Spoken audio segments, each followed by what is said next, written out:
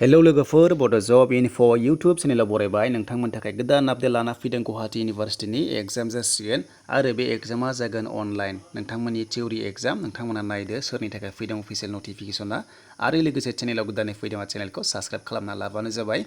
दा बेहाय नै नोंथांमोना नुनो मोनदों 22 मेआव फैनाय आपडेट नोंथांमोना लेटेस्ट नटिफिकेशन नायनोब्ला एग्जामिनेशन नटिफिकेशनाव थांनानै नायनो हागोन दा बे जाबाय पिजि लेभेलनि एग्जाम नटिफिकेशन नाथाय इउजिनि नङा इउजिना फैथ'वाखै आरो जेब्ला फैगोन आं नोंथांमोननो अफिसियेल आपडेट मोनोब्ला होगोन दा जों बेहाय नायोबा नै डिपार्टमेन्टआ जाबाय लोगोफोर एमएससि आरोना साइन्सनि बियो ओमफ्राय नोंथांमोना नै बेहाय नुनो मोनदों बेनो जाबाय नै स्टेटिस्टिक्स दङ बिनि फार्स्ट सेमिस्टार एग्जामिनेशन गासैबो फार्स्ट सेमनि बियो पिजि लेभेलनि ओमफ्राय डिपार्टमेन्टआ आलादा आलादा दङ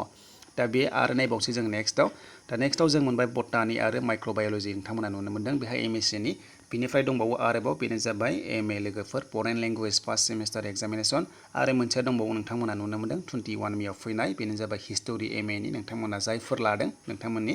शिडिउल फैबाय डाउनलड खालामनानै लादो दा माबोरै डाउनलड खालामगोन होनोब्ला नोंथांमोना नायदो आरो एग्जामा माब्लानिफ्राय जागोन होनोब्ला नोंथांमोना नुनो मोनगोन नैबेहाय नोंथांमोना क्लिक खालामबानो डाउनलड जाना फैगोन दा जों बेहाय नायग्रोनोसै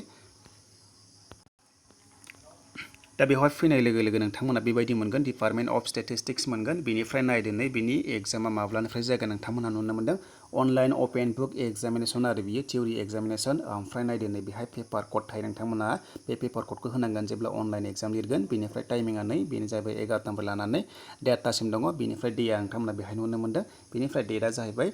1 जुननिफ्राय जागोन 1 जुननिफ्राय जागोन लोगोफोर नोंथांमोना 1 जुननिफ्राय एग्जामखौ होनो हासिगोन अनलाइन जायफोर नोंथांमोना पिजि लेभेलाव कर्स लागासिनो दङ थ' बेनिसिम लोगोफोर इउजि लेभेलनि फैथ'वाखै आरो जेब्ला फैगोन आं नोंथांमोननो अफिसियेल आपडेट होगोन आसा खालाम नोंथांमोना भिडिअखौ नायबाय थागोन आरो जुदि नोंथांमोना चेनेलाव गोदानै फैदोंबा चेनेलखौ साबस्क्राइब खालामना होमबासो नोंथांमोना आपडेटखौ मोनगोन थ' लोगोफोर बेनिसिममोन आपडेटआ गुवाहाटी इउनिभार्सिटिनि नाथाय बड'लेण्डनि दायो फैथ'वाखै जेब्ला मोनगोन आं नोंथांमोना आरोबाव आपडेटखौ होबावगोन